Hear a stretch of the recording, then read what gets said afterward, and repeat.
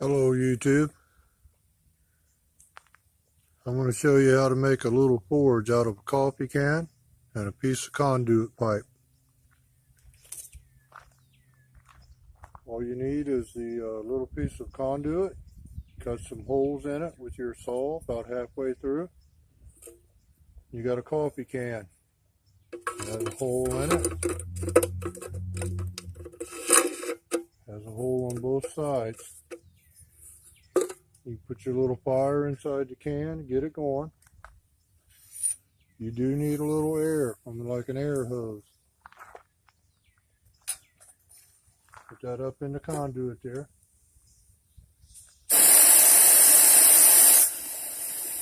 Lay the air to it.